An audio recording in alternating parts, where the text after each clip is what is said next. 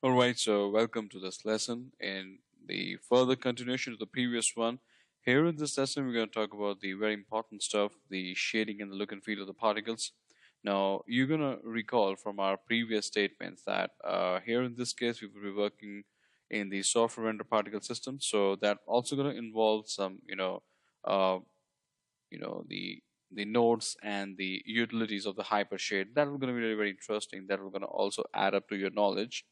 For that system, we will utilize the volumetric shading of the Maya. All right, so since Maya constitute three kind of the shading: surface, displacement, and the volumetric.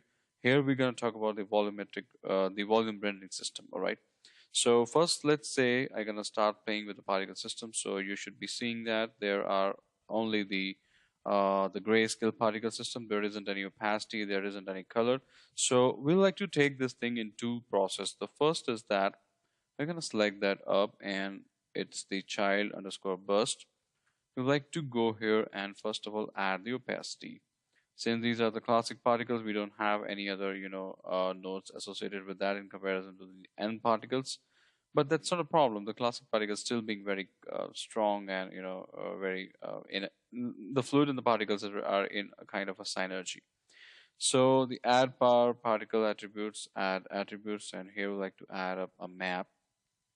And let me just name that up. Let's say opacity. All right, and just cancel out this color entry list and oh, and we like to add, let's say, the smooth, or may you could go for the exponential down also, so that the particles should start losing their volume as soon as they start approaching the boundaries of the fluids. Okay, so this is done. Now if we're going to play that up again, and here I do also have switched on the multi sample and anti-aliasing. Let's just first put that thing to 4. Okay, it's already. Now if I'm gonna play that stuff, you should notice that the particles will start supporting the opacity, and I think so it's a little bit difficult to observe since we don't have the appropriate shading applied on it. So I'm just gonna give a pause and I'm gonna select them up again, Control A, and all the other paint particles. So first we go to the child burst, and here we like to go for the color as well. The type of the particle system is points only, so we need to switch on the color accumulation also. Okay, just for the visual and the hardware display purpose, like just like the way we did in the previous lesson where the particles were rising from the sword. So we're gonna go to the color and add per particle attributes and add attributes. We can give the create ramp and just start working upon the color systems. Let's say we would be focusing upon the bluish color. Okay, and here in this case, let me just give the same one, and this would be a little bit dark, and we're gonna provide some nice shadings.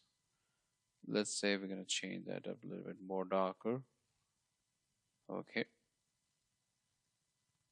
that is fine.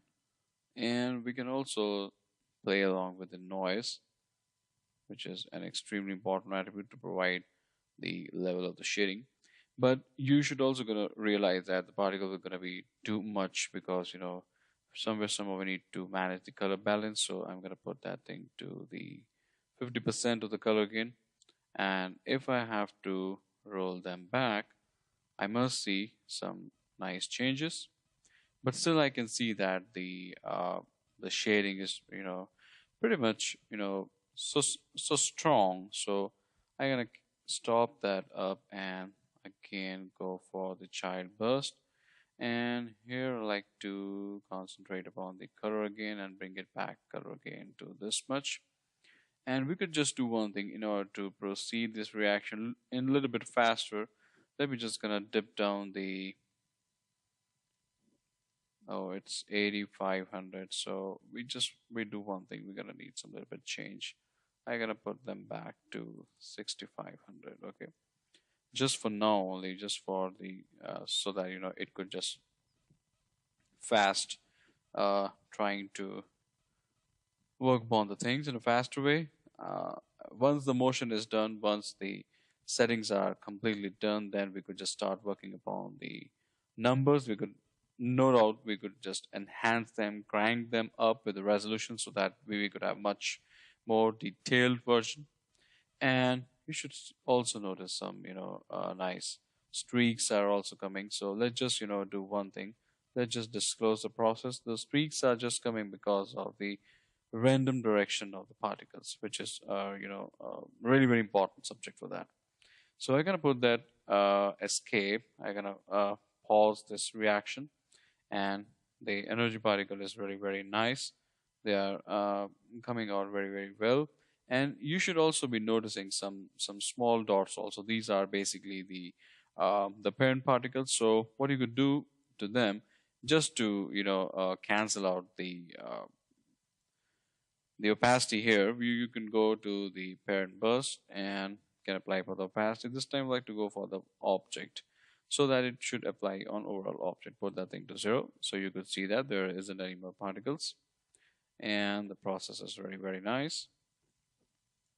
The camera angle should be somewhere on here to get the appropriate changes. All right, so this was just all about the basic shading set. And now it's time to work upon the software render particle systems. All right.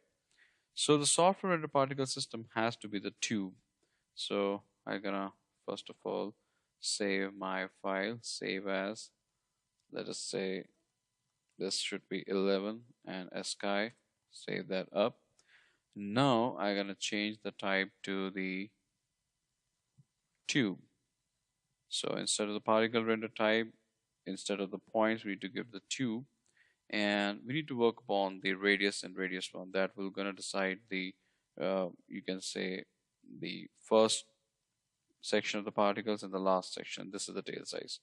Let's say 0.050 and 0.050 with the tail size should be, let's say, 0.5. Okay, these are the software render particles. Obviously they would be coming a little bit different as compared to the hardware one, but once we're gonna go for the shading, they would be looking very, very appropriate. So right in front of me you can see that the particles are really, really very dark. They're dark just because of the reason we had given the, where's the child bus, since for this we need to crank up the color gain, and I hope so after that they are coming pretty much well. But still you may could see that the particles are really very dark, since they're the software render particles. So it might could be like due to the viewport 2.0, they are their look and feel is in that way. That's not an issue. And what are the other precautions that we need to take care while dealing with the software render particles? Well, as you can see that my viewport is not getting too much heavier just because it's difficult for the Maya to process them, but still it's okay. Pretty much better than the previous versions of the Maya. And here I'm using the GPU, which is the AMD W5000 2 GB graphic card, and it's very, very powerful. So moving forward, what we like to do further is that firstly we would like to control the shading of the particles. So for that we need to I guess I need to roll it back. Okay, now we're gonna go to the Hypershade.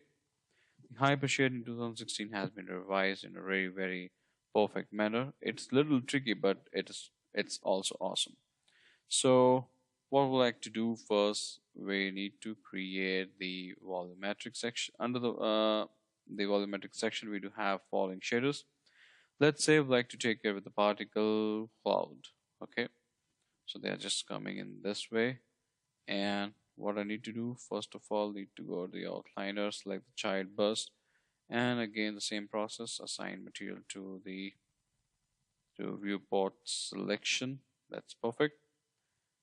And if you're going to click the child underscore bus, you would be noticing that the particle cloud has certainly come up.